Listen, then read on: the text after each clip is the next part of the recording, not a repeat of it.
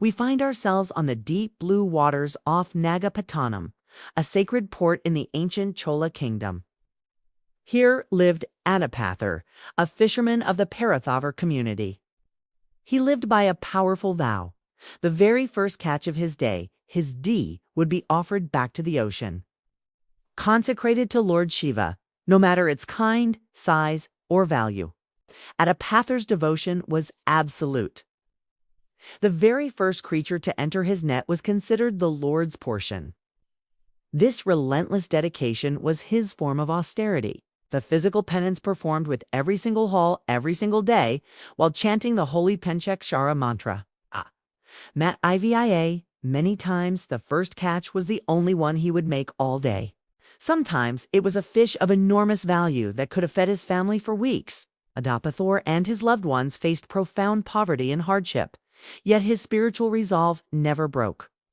He always released the dedicated fish, relying entirely on the Lord's grace to provide for his family. Then came the final, terrifying test. After a day of fierce, exhausting labor, Adipatthar pulled in his net and saw a fish of unparalleled magnificence. It was a creature of pure, shining gold.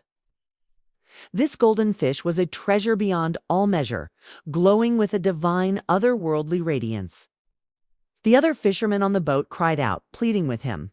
This one, single catch, was enough to free their families from poverty for 7 generations. It could make them the wealthiest men in the entire land. This was no longer a test of hunger, but a test of absolute detachment from all worldly wealth. Adipatthar looked upon the golden fish. It was not just valuable, it was the first and the best catch. Since it was the DEI, it belonged solely to Lord Shiva. The fisherman's sacred vow came before the well-being of his body, before the future of his lineage. Without a flicker of hesitation or attachment, he lifted the golden fish high, chanting the holy mantra with absolute certainty. He offered the supreme golden fish, representing all worldly wealth and material desire, back to the vast ocean. The representative of the divine.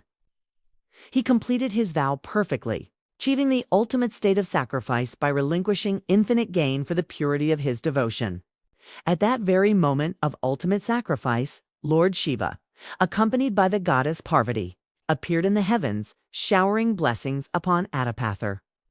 For his unflinching adherence to his vow and his complete rejection of worldly attachment, Adipatthar Nayanar was granted eternal union with the divine. He now dwells forever in the bliss of Kailash,